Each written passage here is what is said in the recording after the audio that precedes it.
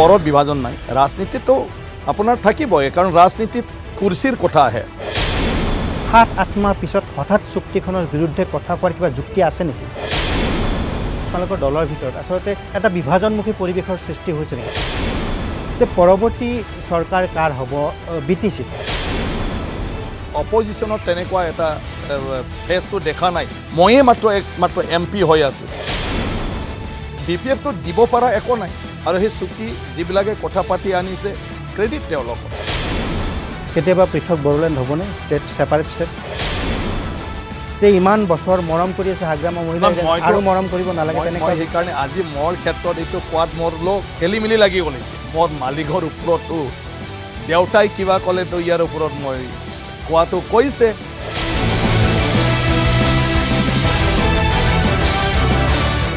নমস্কাৰ, মই ৰঞ্জলাল শৰ্মা আৰু আপোনালোকে চাই আছে ND24। এটা বিশেষ বিষয় আলোচনা কৰাৰ কাৰণে আজি মোৰ লগত আছে BPFৰ সাংসদ জ্যেষ্ঠ নেতা বিশ্বজিৎ দৈমাৰী। দৈমাৰী ডাঙৰীয়া, আপোনাক স্বাগতম জনাইছোঁ আমাৰ এই অনুষ্ঠানলৈ। বিষয়টো হ'ল BTAD ৰাজনীতি। শেহতীয়াকৈ BTR চুক্তিক লৈ যথেষ্ট এক বিতৰ্কিত এটা পৰিৱেশৰ সৃষ্টি হৈছে। BTR চুক্তিখন কি আপোনালোকে অৰ্থাৎ BPF দলে আদৰি ল'ব বিচৰা নাই নেকি? নাই, তেনেকুৱা নাই। একৰটোতো চবে একেলগে আমি কৰিছোঁ, আদৰা নাদৰা কোনো প্ৰশ্নই নুঠে। আৰু আমাৰ BPF দলৰ সভাপতি তথা এই সময়ত BTCৰ চিফ, তেখেতো সাক্ষী হিচাপে আমাৰ মুখ্যমন্ত্ৰী ডাঙৰীয়াৰ লগত একেলগে ছিগনেচাৰ দিছে, গতিকে তাক লৈ আমাৰ কোনো বিবাদ নাই। কিন্তু আপোনালোকৰ দলৰ সভাপতি অৰ্থাৎ হাগ্ৰামা মহিলাৰে কৈছে যে এই চুক্তিখনে যে বড়ো জাতিৰ মুক্তি নানে আৰু কেৱল বড়োৰ কাৰণে হৈছে। সামগ্ৰিকভাৱে এই চুক্তিখন BTAD ৰাইজৰ কাৰণে বা BTR ৰাইজৰ কাৰণে হোৱা নাই, কেৱল বড়োৰ কাৰণে হৈছে, এই কথাটো কৈছে। আপুনি এই কথাটো মানি লয়? চুক্তিটোতো বেচিকেলি বড়ো জাতিটোৰ আশা আকাংক্ষাক লৈ ফালে যি দীঘলীয়া আন্দোলন সংগ্ৰাম, সেইটো লৈ ফালে এটা বুজাপৰাত আহিছে।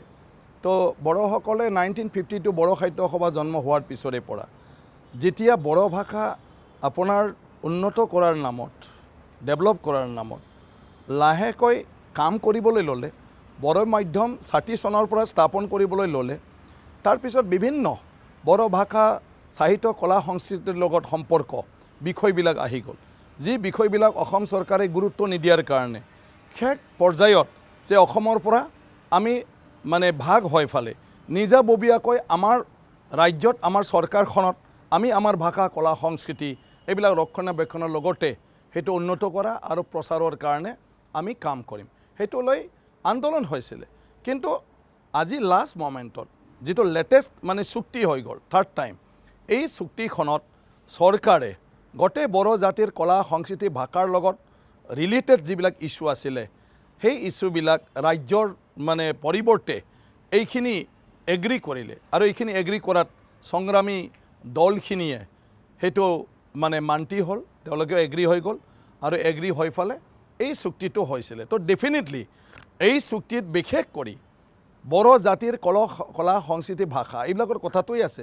এছ'চিয়েট অফিচিয়েল লেংগুৱেজ এইটো definitely Bodo related, separate Bodo medium directorate, tribal লেংগুৱেজৰ ডাইৰেক্টৰেট, ডেফিনেটলি বড়ো আৰু ট্ৰাইবেল জনগোষ্ঠীৰ লাভালাভৰ কাৰণে বড়ো কছাৰী অট'নমাছ কাউন্সিল BTCৰ বাহিৰত, ডেফিনেটলি সেইটো বড়োসকলৰ কাৰণে, বড়ো ভাষা কলা সংস্কৃতিৰ কাৰণে আপোনাৰ কালচাৰ লেংগুৱেজৰ এটা ষ্টাডি চেণ্টাৰ, ৰিচাৰ্চ চেণ্টাৰ কোকৰাঝাৰত বড়োফাৰৰ নামত, ডেফিনেটলি সেইটো বড়ো ভাষা সাহিত্যৰ লগত জড়িত। মানে আপুনি ক'ব বিচাৰিছে সামগ্ৰিকভাৱে এই চুক্তিখনে বড়ো সমাজৰ বা বড়ো জনগোষ্ঠীৰ সামগ্ৰিক উন্নয়নত যথেষ্টখিনি অৰিহণা যোগাব। কিন্তু আপুনি এটা কথা উল্লেখ কৰিছিল যে যিবিলাক বড়ো কছাৰীৰ কাৰণে যিটো স্বায়ত্তশাসিত পৰিষদৰ কথা কৈছে বড়োলেণ্ডৰ বাহিৰৰ, সেই বিষয়টো হোৱাৰ ক্ষেত্ৰত বাধা দিয়া বুলি এটা অভিযোগ উত্থাপিত হৈছে মন্ত্ৰী চন্দন ব্ৰহ্মৰ বিৰুদ্ধে। এই কথাটো কিমান সঁচা, আপুনি মানি লয় নেকি কথাটো?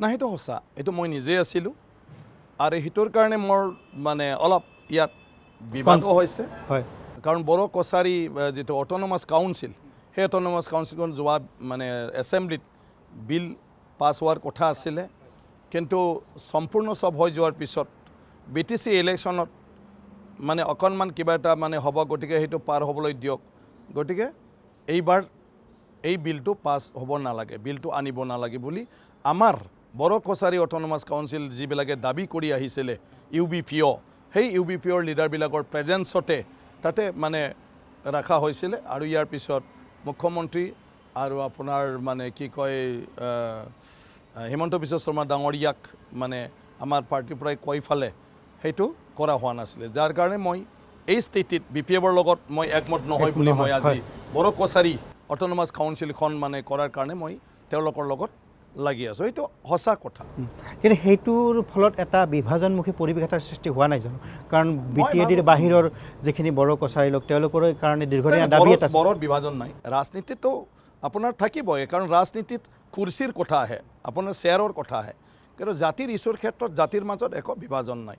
গতিকে BTCৰ বাহিৰৰ বড়ো, BTCৰ বড়ো হিচাপে আছে, কাজিয়া হৈছে ৰাজনীতিক কিবাটো লৈ ফালে। নাই, আপুনি ক'লে কুৰ্চীৰ কথাটোক লৈ, অৰ্থাৎ চকী কোনে পাব কোনে নাপাব সেইটো কথাক লৈ থাকিবই। সেইটোৰ কাৰণে কোনোবাক ডিপ্ৰাইভ কৰাটো কিমান উচিত, কিমান যুক্তিসংগত? নাই, সেইটোতো যুক্তিসংগত হোৱা নাই, সেইকাৰণে কৈছোঁ। কিন্তু এইটোৰ নামত বড়ো জাতিৰ ডিভিজনৰ কথা অহা নাই, পলিটিকেল কিবা অকণমান সেইবিলাক। অৰ্থাৎ আপোনাৰ বক্তব্যৰ পৰা এইটো কথা মই বুজি পালোঁ যে BPFে এইটোত বাধা এটা আৰোপ কৰিছে, যিটো যুক্তিসংগত হোৱা নাই। সেই কথা আপুনি নিজে সময়ত এইটো যিটো সময়ত যিটো গ্ৰাউণ্ডত কৰিছে এইটো যুক্তিসংগত হ'ব নোৱাৰে। আৰু সেইটোৰ কাৰণে মই যদিও BPFৰ ৱৰ্কিং প্ৰেচিডেণ্ট, মই মুকলিকৈ কৈছোঁ এই ইছ্যুত BPFৰ সিদ্ধান্ত যদি হয় তাতো মই নাই। কিন্তু এই কথাটো আপুনি দলৰ মাজত আলোচনা কৰি কৈছেনে, দলত কৈছেনে, দলৰ সুপ্ৰিম? দলৰ মাজত আমাৰ এই বিষয়ে আলোচনা হোৱাই নাই, কিন্তু আমাৰ এটা যিটো কৰ গ্ৰুপ, এই কৰ গ্ৰুপৰ মাজত আলোচনাত মই। আচ্ছা, আপোনাৰ দলৰ সুপ্ৰিমক কৈছেনে, অৰ্থাৎ হাগ্ৰামা মহিলাক এই বিষয়টো কৈছে যে আপোনাৰ দলৰ যিটো স্থিতি এই স্থিতিত আপুনি সমৰ্থন কৰিব পৰা নাই? ডেফিনেটলি চবেই আছে আমি সেইটো। তেওঁলোকে কি কৈছে এই ক্ষেত্ৰত? তেওঁ কি কৈছে? না, তেওঁলোকে কৈছে উপায় নাই, সেইটো মানে কৰিবই লাগিব, সেইকাৰণেতো বাধাটো দিলে, আৰু কোৱাৰটো কোনো কথাই নাই। আৰু শেহতীয়াভাৱে আপুনি ছ'চিয়েল মিডিয়াত এটা গুৰুত্বপূৰ্ণ পোষ্ট এটা দিছিল, যদিও বড়ো ভাষা দিছিল, ইতিমধ্যে বড়ো সমাজত সেইটো বিষয়ে যথেষ্ট আলোচনা হৈছে, কিন্তু সেই পোষ্টটোৰ পাছত ইতিমধ্যে দলৰ মাজত যথেষ্টখিনি প্ৰতিক্ৰিয়া হৈছে। আনকি দলৰ আপোনালোকৰ এজন মুখপাত্ৰ, জ্যেষ্ঠ মুখপাত্ৰ প্ৰবীণ বড়ো ডাঙৰীয়াই কৈছে যে আপোনাক মৰমত দলে সাংসদ বাৰে বাৰে পাতি আছে। এই কথাটোক লৈ আপোনাৰ কি প্ৰতিক্ৰিয়া?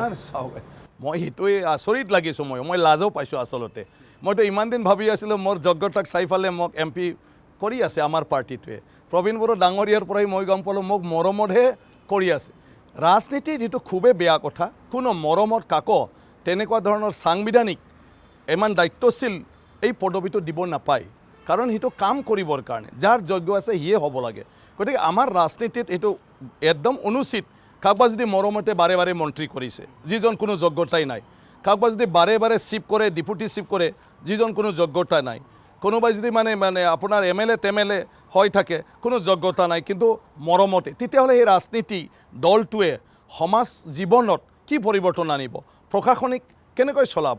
তো সেইটো মই গম পাই খুবেই দুখ পাইছোঁ। প্ৰবীণ বড়ো ডাঙৰীয়া মোক দিব নালাগিছিলে, আৰু এতিয়াও আৰু মোক দিব নালাগে। এইটো মৰমেদি, মৰম মানে যাক মৰম কৰে তাৰ লগত বিলাই লোৱা পদবী নহয়, এইটো হ'ল দেশখনৰ সমাজখনৰ কাম কৰিবৰ কাৰণে এটা বহুত দায়িত্বশীল পদবী। তো বিশ্বজিৎ দৈমাৰীক ভাল পাই বুলি বিশ্বজিৎ দৈমাৰী কিয় MP হ'ব লাগে?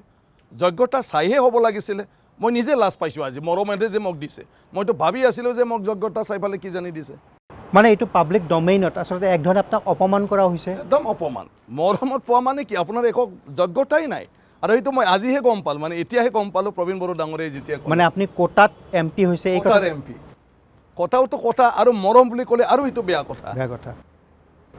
কথাটো যোগ্যতা মানুহ আহিব পাৰে, কিন্তু যদি মৰমতে কাকবা উপযুক্ত নহ'লেও যদি সেই পদবীত দিয়ে, এইটোতো আপোনাৰ একো ভেলুই নাই। তেতিয়াহ'লে পাৰ্টিৰ ডিচিশ্যন ভুল আছিল। পাৰ্টি এইটো একদম ডেঞ্জাৰাছ। সেইকাৰণে মই ক'লোঁ নহয়, আমাৰ পাৰ্টিত যদি মৰমতে চিফ দিছে কাকবা, আমাৰ পাৰ্টিত মৰমতে যদি কাকবা ডেপুটি চিফ দিছে, আমাৰ পাৰ্টিত যদি মৰমতে কাকবা 3বাৰ মন্ত্ৰী পাতিছে, কাকবা 2বাৰ মন্ত্ৰী পাতিছে, সেইটোতো সৰ্বনাশ হৈ যাব যদি তাৰ কোনো যোগ্যতা নাই। এইটো আপোনাৰ যথেষ্ট গুৰুত্বপূৰ্ণ আপুনি বক্তব্য দিছে। অৰ্থাৎ মৰমত যদি কাৰোবাক সাংসদ পাতিছে, মৰমত যদি কাৰোবাক চিফ পাতিছে, মৰমত যদি কাৰোবাক ডেপুটি চিফ পাতিছে, বা মৰমত যদি কাৰোবাক মন্ত্ৰী পাতিছে দলৰ ফালৰ পৰা, সেইটোতো ভুল হৈছে। তাৰ অৰ্থ এইটো নেকি যে এই যে 2005 চনৰ পৰা বা 2003 চনৰ পৰা আচলতে ক'ব গ'লে 2005 চনৰ পৰা এতিয়ালৈকে, যদিও এতিয়া হেৰি হ'ল ইলেকশ্যনৰ কাৰণে এইটো গঠন হোৱা নাই নতুনকৈ, তো এই যে 17 বছৰ ধৰি এজন মানুহে চিফ হৈ আছে, বা আজি 10 বছৰতকৈ অধিক কাল ধৰি কোনোবা এজন ডেপুটি চিফ হৈছে, এইটোতো উচিত হোৱা নাই তাৰমানে দলৰ মজিয়াত।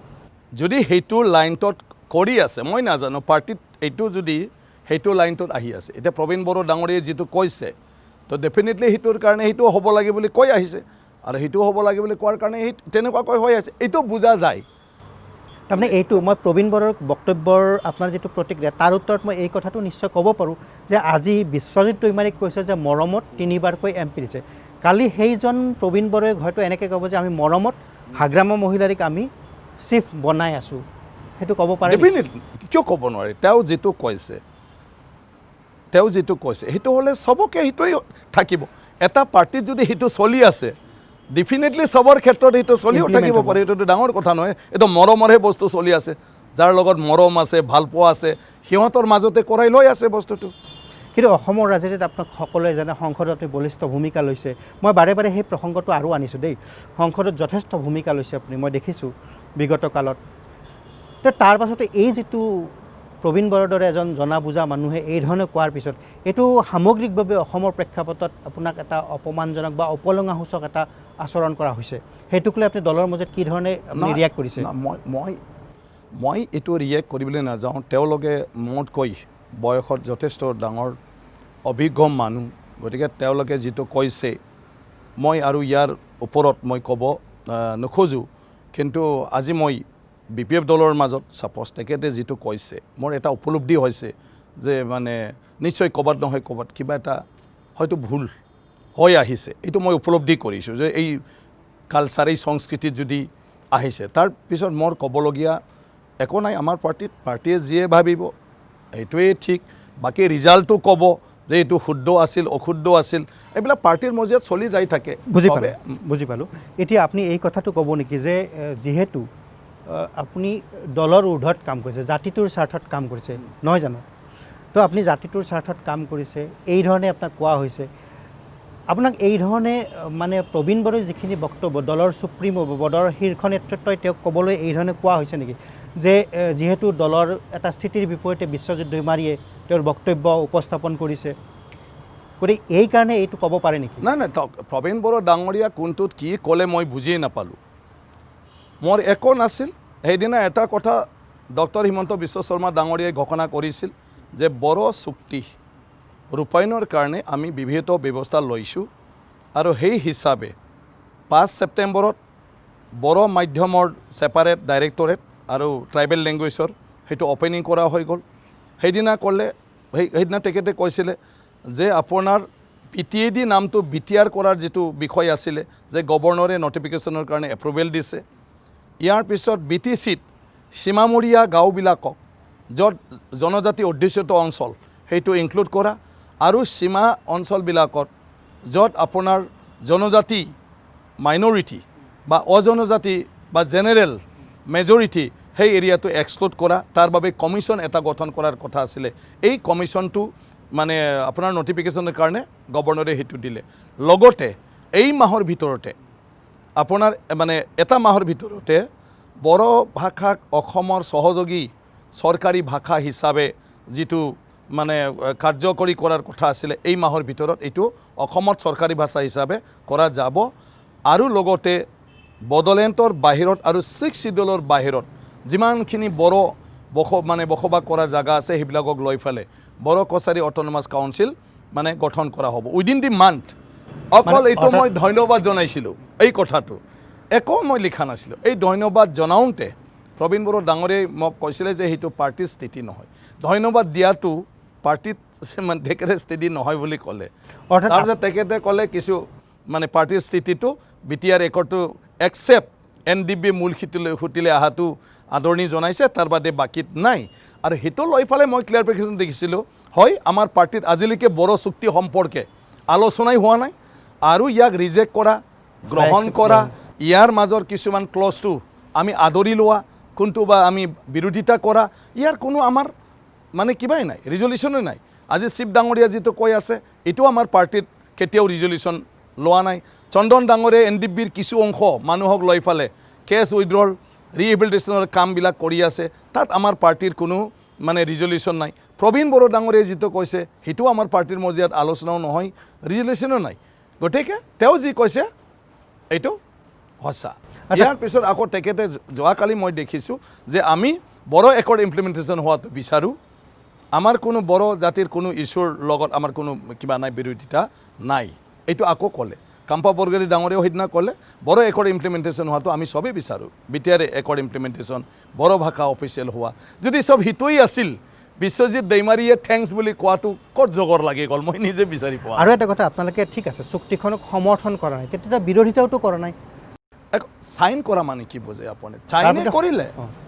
নহয়, এতিয়া হাগ্ৰামা মহিলাই ডাঙৰীয়াই এটা কথা কৈছে যে তেওঁ আচলতে উইটনেছ হিচাপে অৰ্থাৎ সাক্ষী হিচাপেহে স্বাক্ষৰ কৰিছে, চুক্তিখন তেওঁ আগত দেখাই এই নাছিল। চুক্তিখনত BTCৰ কিছুমান চাল চলনিৰ কথাটোও লিখা আছিলে আৰু তেতিয়া তেখেতে BTCৰ চিফ আছিলে।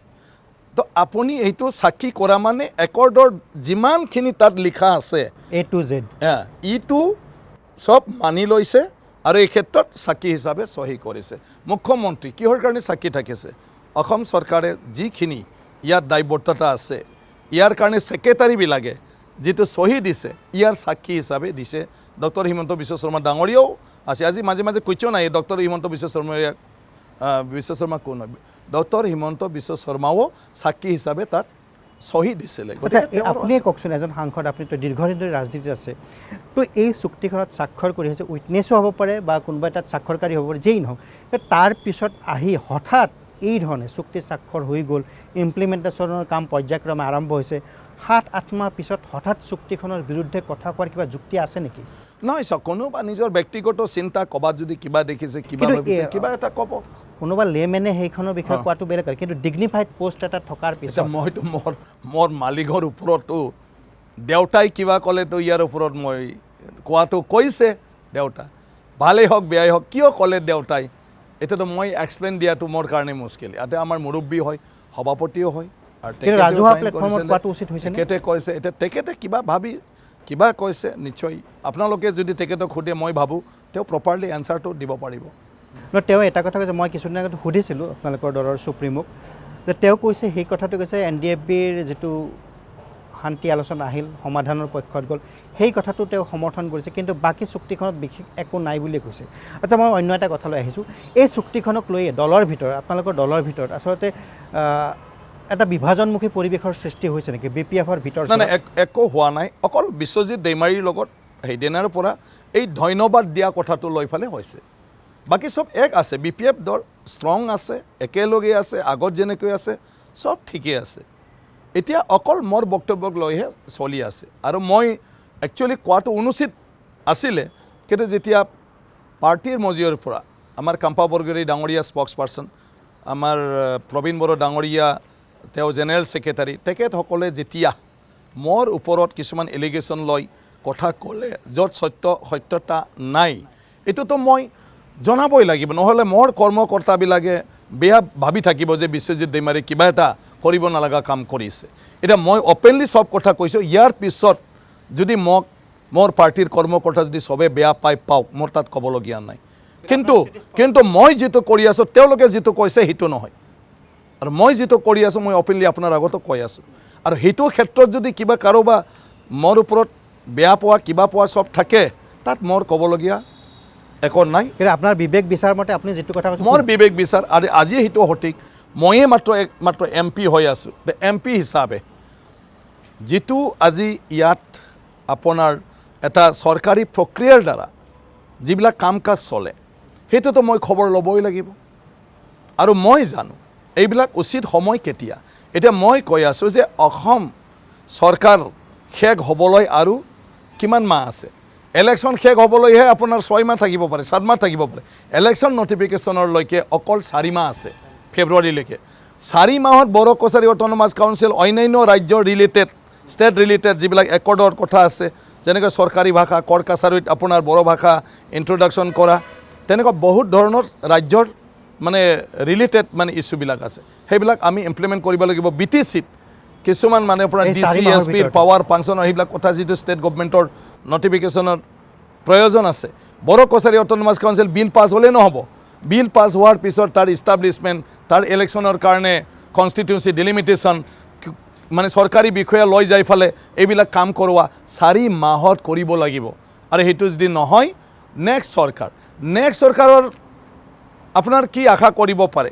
দল এটা হ'লেও মানুহ সলনি হ'বও পাৰে গতিকে ৰাজনীতিত সন্ধিয়া যিটো ৰাতিপুৱা বেলেগ হয় ৰাতিপুৱা যিটো সন্ধিয়া বেলেগ হয় গতিকে আমি এই থকাৰ সময়ত য'ত আমি একেলগে ইমান ধুনীয়াকৈ মিলি আছোঁ মুখ্যমন্ত্ৰী ডাঙৰীয়া হিমন্ত বিশ্ব শৰ্মা ডাঙৰীয়া আমাৰ BPF পাৰ্টি আমি সবেই একেলগে আছোঁ একেলগে থাকোঁতে MLA মন্ত্ৰী MP থাকোঁতে আমি যদি বড়ো কছাৰী অট'নমাছ কাউন্সিলখন কাৰ্যকৰী কৰি নলওঁ কাৰ দিনত হ'ব বুলি আপুনি ভাবে মই এতিয়া মুখ্যমন্ত্ৰী ডাঙৰীয়াকো কৈছোঁ মুখ্যমন্ত্ৰী ডাঙৰীয়াও কৈছিলে যে দুদিনমান বিশ্বজিৎ ৰোৱা কৰি দিমে মই যে দাদা 2-3 দিনৰ কথা নহয় আপুনি থাকোঁতে আমি সব থাকোঁতে ইয়াতকৈ এই বড়ো কছাৰী যিবিলাকে বিচাৰিছে তেওঁলোকৰ কাৰণে ভাল দিন ভাল ৰাজনীতিকৰ দিন ভাল আৰু চৰকাৰ আহিব বুলি আপুনি কেনেকৈ ক'ব পাৰে আমাতকৈ ভাল দিন ক'ত আহিব পাৰে এইখনেই ভাল দিন এই ভাল দিনত যদি নহয় এই ইছ্যু কেতিয়া হ'ব মই এই কথাটো কৈছিলোঁ আৰু সময় যেহেতু কম এই কামখিনি হোৱাটো উচিত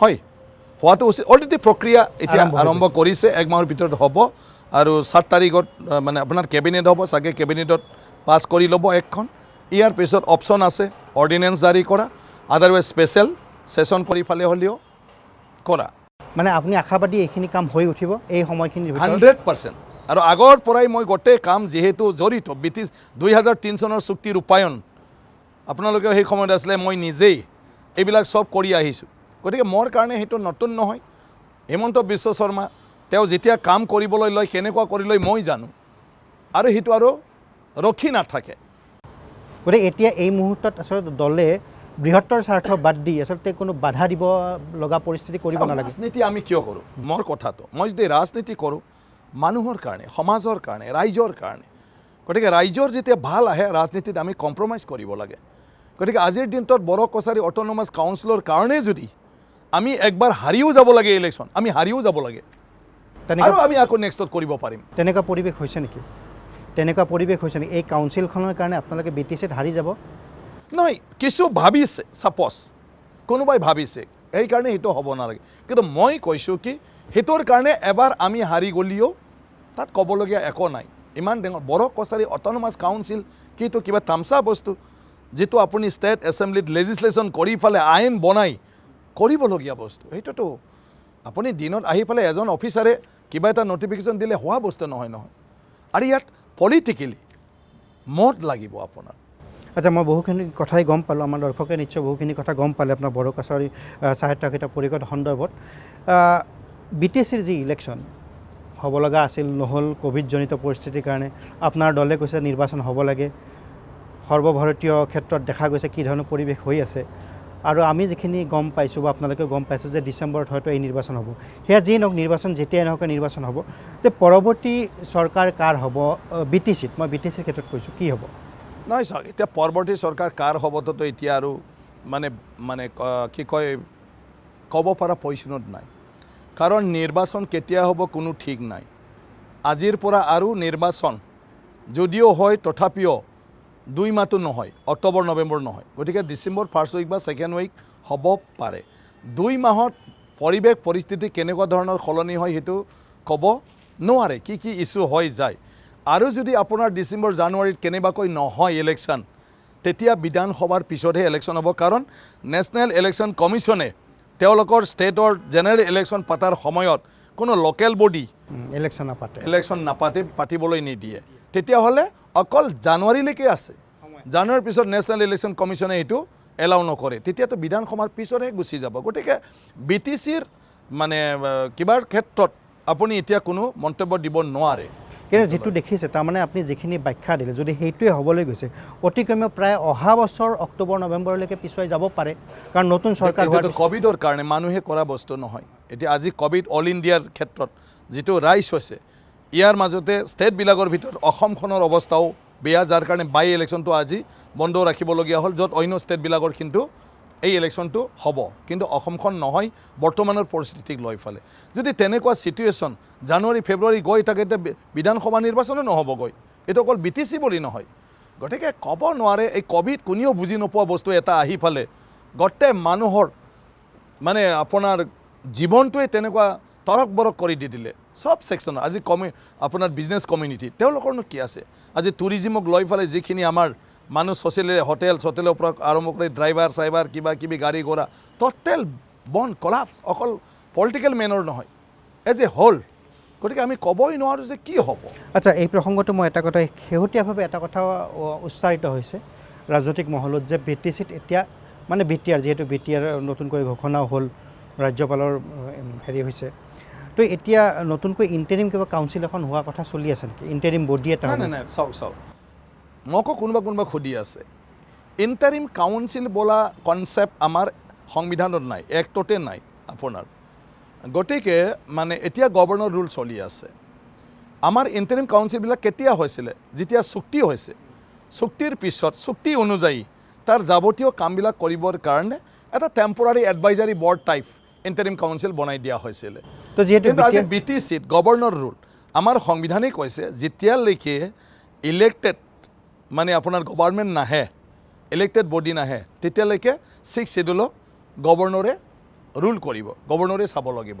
গতিকে যেতিয়ালৈকে ইলেক্টেড বডি নহয় গভৰ্ণৰ ৰুলে চলি থাকিব। বুজি পালোঁ, যিহেতু এখন চুক্তি হোৱাৰ পিছত সেই ধৰণৰ এটা সাময়িক এটা ব্যৱস্থা হয়তো হ'ব পাৰে। যিহেতু BTR চুক্তি হ'ল, সেইটোৰ লগত কোনো লিংক নাই। এইটো BTR চুক্তিত নতুন একো নাই BTC এডমিনিষ্ট্ৰেশ্যনৰ।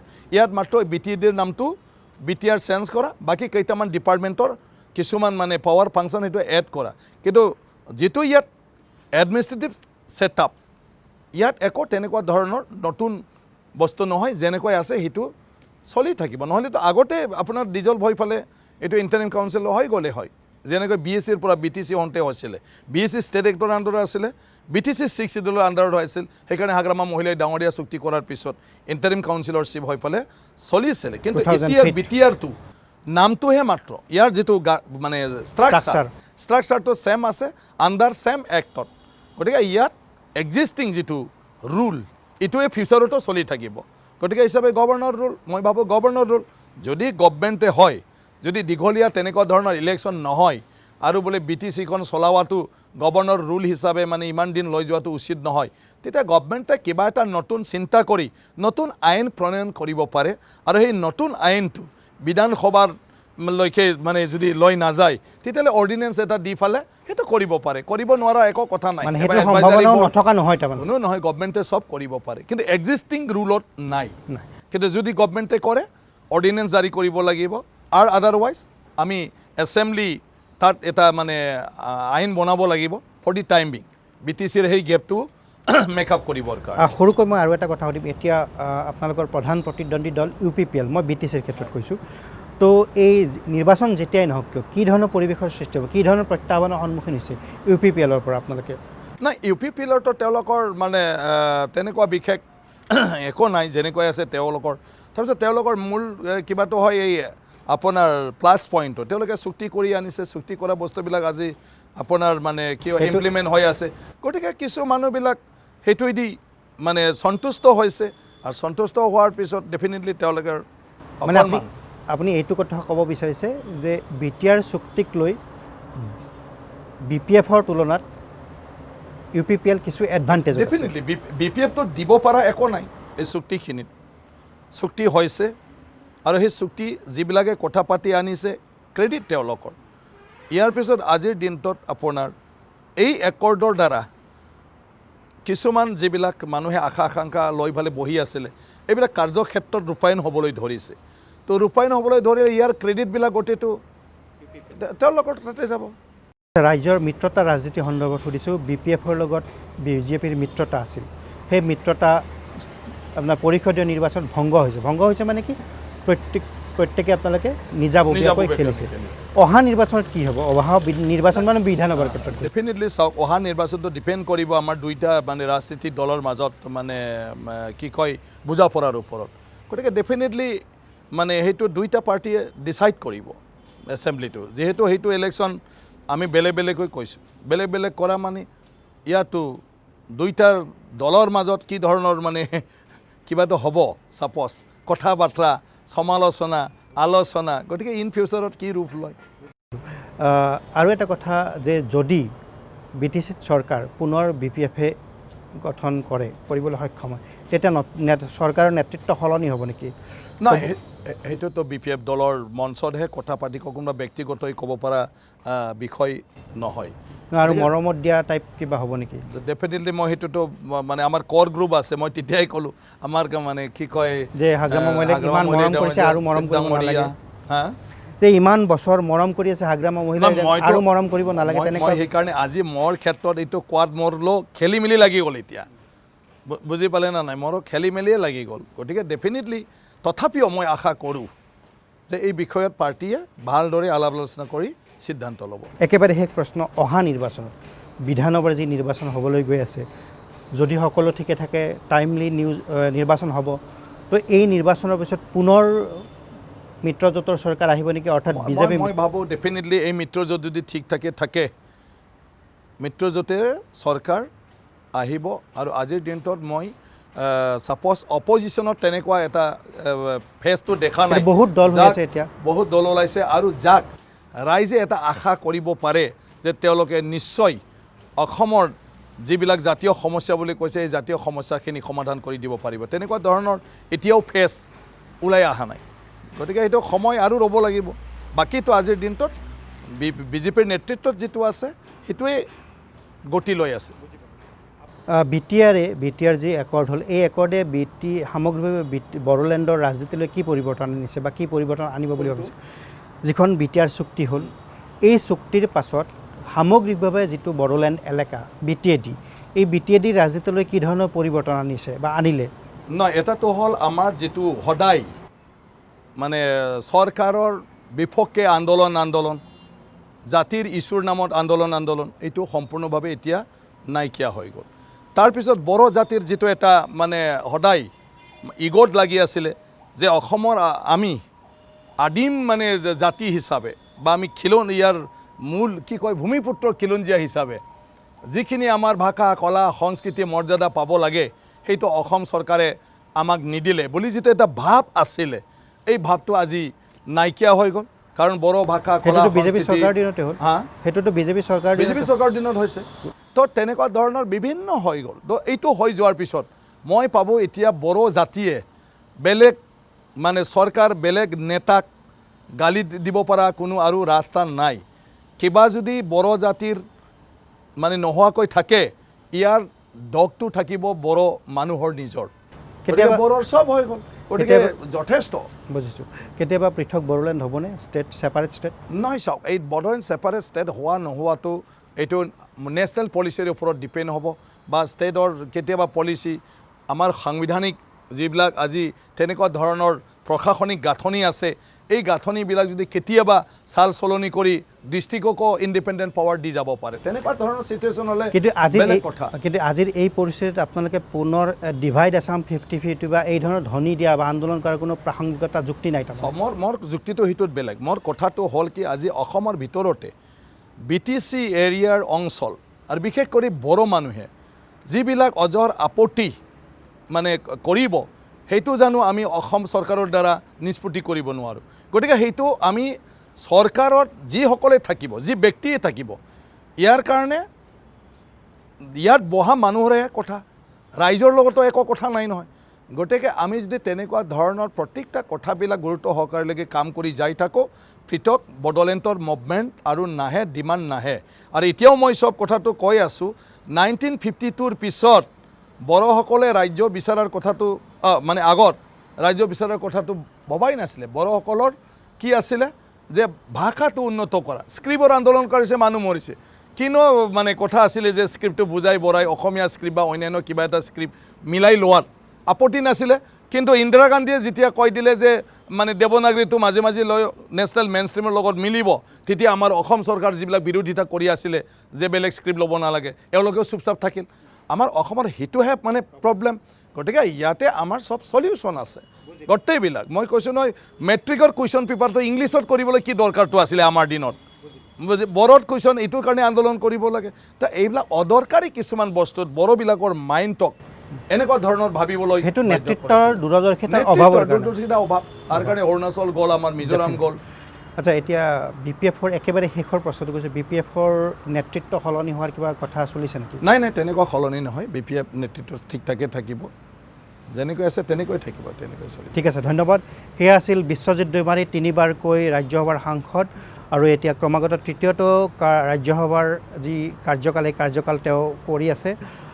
আমি তেওঁৰ পৰা যথেষ্টখিনি কথা জানিলোঁ, আমাৰ দৰ্শকে নিশ্চয় জানিলে বিটিআৰৰ ৰাজনীতি, সামগ্ৰিকভাৱে বড়োভূমিৰ ৰাজনীতি সম্পৰ্কত আমি বহু কথাই জানিলোঁ। আৰু দলৰ ফালৰ পৰা এটা অভিযোগ উত্থাপিত হৈছিল, এজন জ্যেষ্ঠ নেতাই কৈছিল যে তেওঁ মৰমত হোৱা সাংসদ, তিনিবাৰকৈ মৰমত তেওঁক সাংসদ বনাইছে। এই সন্দৰ্ভত তেওঁৰ প্ৰতিক্ৰিয়া আমি জানিলোঁ। আমি পুনৰ ঘূৰি যাম আমাৰ দৰ্শকৰ মাজলৈ। ND24